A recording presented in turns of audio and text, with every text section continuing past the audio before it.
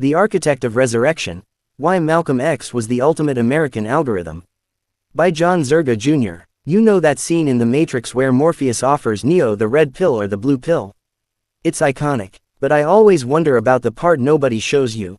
What happens after you wake up in the goo pod, rip the cables out of your neck, realize you're just a glorified battery, and instead of panicking, you decide to build a gym, a library, and a university right there in the sewer. That's Malcolm X. If Martin Luther King Jr. was the spiritual hacker trying to rewrite the system's code from the inside with love and logic, Malcolm X was the guy grabbing a sledgehammer and swinging it at the mainframe's power supply. King wanted to refactor America's operating system, Malcolm was ready to pull the plug and write a new one from BIOS up. We play this lazy game in America, the good cop, bad cop of the civil rights movement. King is the saint, Malcolm is the sinner. King is the dream, Malcolm is the nightmare. King gets the monument, Malcolm gets the warning label. It's a convenient narrative because it lets us stuff Malcolm into a folder called Too Radical and bury it somewhere behind the vacuum cleaner and the declassified documentation on COINTELPRO. But if I put my street forensic brain on, if I treat history like a crime scene instead of a bedtime story, Malcolm X is not the villain. He is the single greatest example of self-creation in American history. He is the architect of resurrection. I even commissioned a mental painting for the virtual halls of Zerga Enterprises, Malcolm standing center stage, flanked by Moses, the prophet Ezekiel, and the prophet Jeremiah. That's his weight class. He's not just a civil rights leader. He's an Old Testament level event in a 20th century suit, a thunderclap in a tailored tie asking the one question America didn't want to hear. Greater than, can these dry bones live? So grab your coffee, black, no sugar, and walk through the fire with me. I'm going to deconstruct the man who reconstructed himself, using everything from Stoicism and Platonism to prison yard logic and conspiracy literature, to show why El Hajj Malik El-Shabazz belongs on the metaphysical Mount Rushmore of human liberty. Phase 1. The Alchemical Furnace. Or, How to Escape Alcatraz in Your Mind. Let's start with the stats. Born Malcolm Little. By 21, he's Detroit Red, hustler, pimp, drug dealer, burglar. A predator operating in a food chain wired to keep him at the bottom. On paper, he's an NPC in somebody else's game, scheduled to die early or disappear quietly into a file cabinet labeled statistics. The system looked at Detroit Red and saw trash, a future inmate, a body to catalog, not a soul to cultivate. And the system got what it wanted, at first. In 1946, he's sent to Charlestown State Prison. Now, prison is usually where the soul goes into hospice. It's a warehouse for broken people designed by bureaucrats who think rehabilitation means don't die until we're done with the paperwork. It's fluorescent lights, cheap paint, and the philosophical sophistication of a DMV. But for Malcolm, prison wasn't a cage. It was an alchemical furnace. Here's where this turns from a mugshot into a myth. This is straight Joseph Campbell plus a Shawshank Redemption director's cut. Malcolm realizes the iron bars are not the main problem. The real prison is his illiteracy, his inability to name, frame, and fire back at the world that broke him. So what does he do? He doesn't just read a book. He copies the entire dictionary. Hand by hand. Picture that, a cold cell, the hum of fluorescent lights, men who would stab you over a cigarette, and there he is, systematically transcribing the English language like it's sacred scripture, word by word, definition by definition, no emojis, no TikTok. Just raw logos. That's not self-help. That's self-resurrection. This is pure stoicism in an orange jumpsuit. Epictetus said you can chain a man's leg but not his will. Malcolm weapon Ezesh that. He intuits a brutal truth. If you don't have words, you don't have categories. If you can't describe your prison, you can't dismantle it. Language is not just communication, it's architecture. By the time he leaves prison in 1952, he's not reformed. He's rebuilt. He walks out not as Detroit Red but as Malcolm X, a rhetorical samurai with a blade forged from Webster's pages, sharpened on sleepless nights. Conservatives love to preach, pull yourself up by your bootstraps. Malcolm did that while the boots were nailed to the floor, the laces were cut, and the floor was on fire. That alone makes him a great American in the most brutal, literal sense.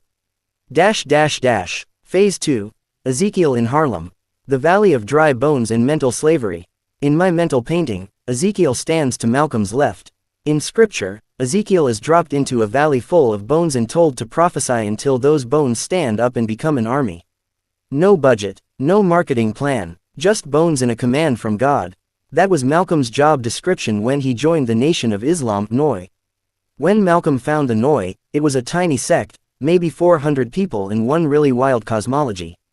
Yaqub's history, mothership theology, a cosmological backstory that sounds like Zakaria Sitchin, an A-B movie director, cooked it up after a triple espresso. From a Kantian standpoint, a lot of the metaphysics is, let's call it, non-falsifiable. But here's the cold utilitarian truth: it worked. The NOI was an intensive boot camp for the black psyche.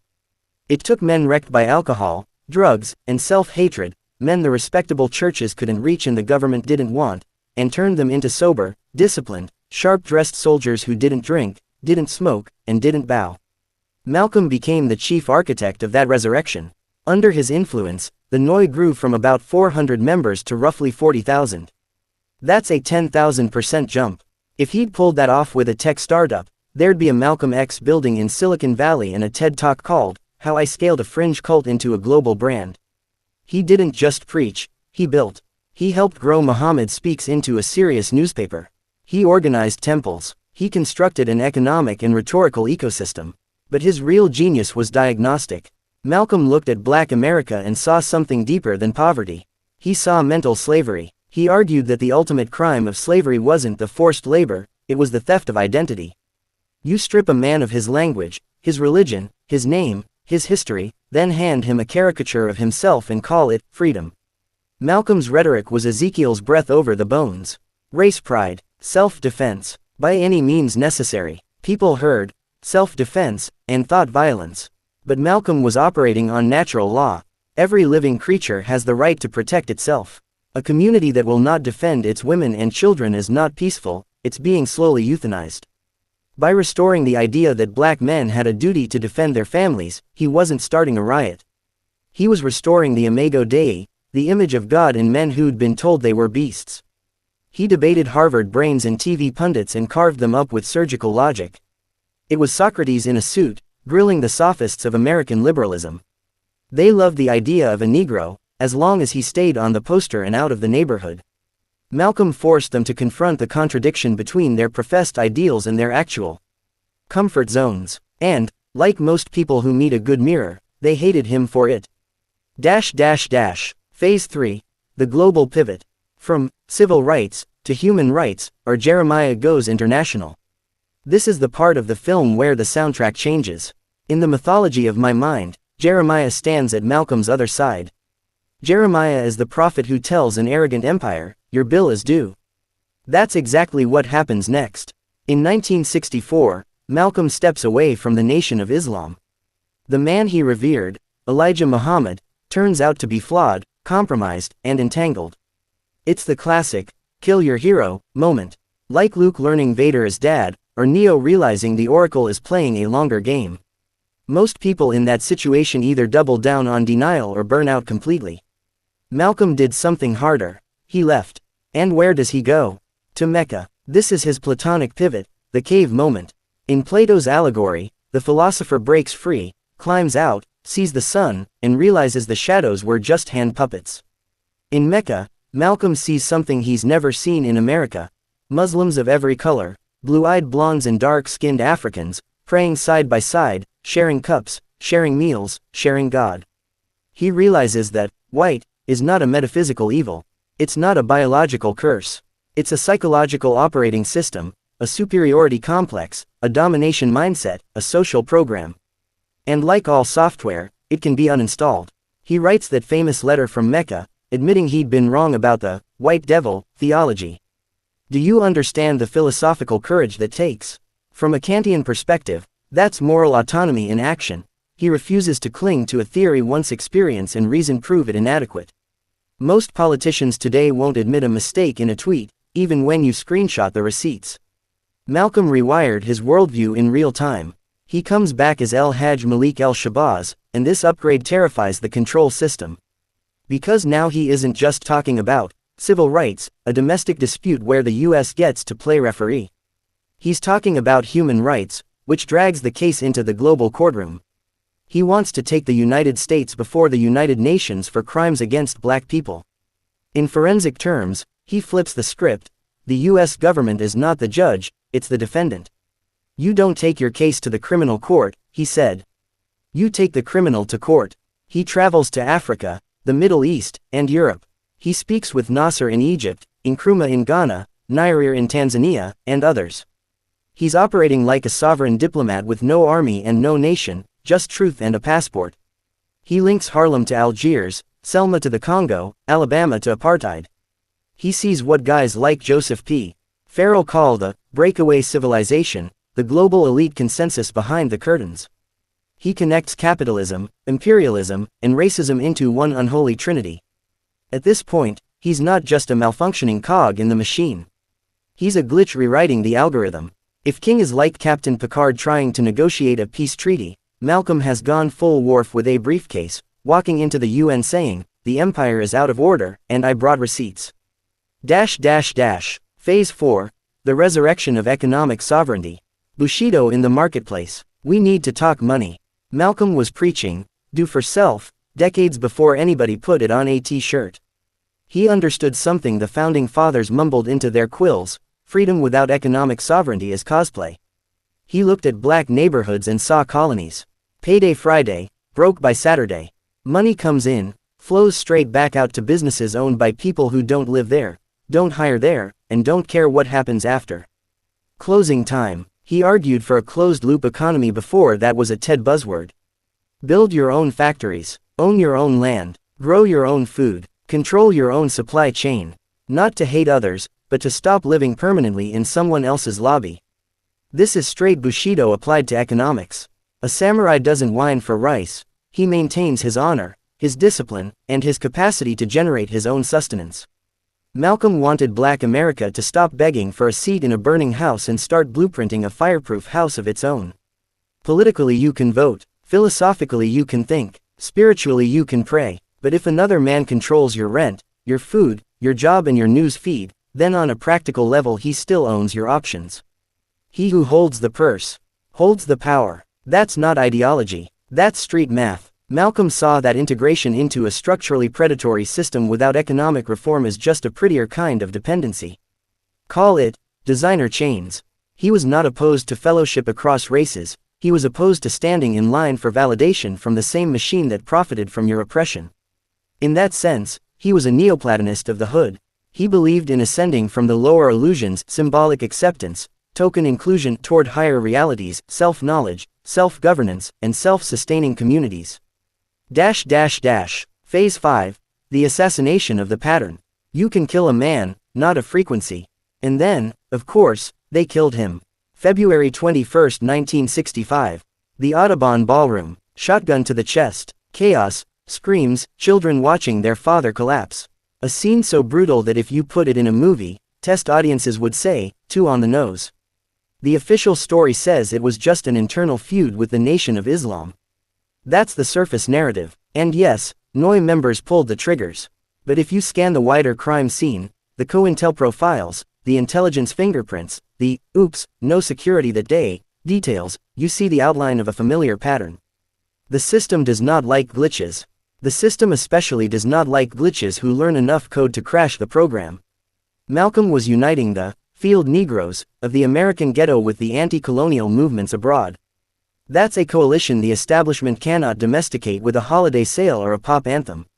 But here's where the universe gets ironic, almost comedic in a dark, Carlin sort of way. Greater than you can assassinate a body. You cannot assassinate a frequency. Killing Malcolm X turned him into a broadcast tower. The very act of silencing his voice amplified his signal. He became the gold standard for integrity in public life. You don't have to agree with his theology or tactics to see it. The man never sold out. In a culture where people will backflip on their principles over a brand deal or a trending hashtag, Malcolm died standing on the same principle he studied in that prison cell: truth or nothing. Conclusion. The greatness of the glitch. So why is Malcolm X a great American? Because he incarnates the ultimate American possibility, radical transformation. He proved you can start in the mud and end among the stars. You can be born inside a nightmare and still write new code for reality. You can look at a system that's crushed millions and say, no. Not me. I am not your thing. I am a man. He stands with Moses because he raised his voice against a pharaoh with a flag and a constitution. He didn't just say, let my people go. He said, let my people know. He stands with Ezekiel because he spoke to people who had been stripped to bone, no names, no pride, no memory, and called sinew and spirit back onto their skeletons. He stands with Jeremiah because he walked into the heart of an empire addicted to its own mythology and declared, your chickens are coming home to roost. Not as a curse, but as a consequence. Malcolm X forces us to follow the wires. To look behind the patriotic wallpaper and see the plumbing, the economic exploitation, the media manipulation, the carefully curated illusions of progress that never quite touch the balance sheet. He is the red pill in human form. He is bitter going down. He upsets your stomach. He ruins your nap. After him, you can't go back to the mattress store and pretend the world is fine because they're offering 30% off memory foam and a free TV if you finance your own amnesia. Philosophically, he embodies Stoic discipline, Platonic assent, and a Kantian respect for human dignity. The man refused to treat people as means to an end, even when using them that way would have made his life easier. He lived, and died, by a moral law he'd carved into his own heart through study, struggle, and surrender to a higher truth. He taught that the only revolution that really works is the one that happens between your ears. Free your mind, and your body will eventually find a way to follow. Stay enslaved in your thinking, and no amount of policy, protest, or product will save you. That's why Malcolm X isn't just a figure in Black history. He's a case study in human possibility. He's not just fighting for civil rights. He's fighting for the human spirit, for the right of every soul to say, I am not your property. I am not your project. I am a person. And when a man proves that so completely that even his enemies have to respect it, you don't file him under controversial. You file him under great. Zerga, in synthesis with the philosopher.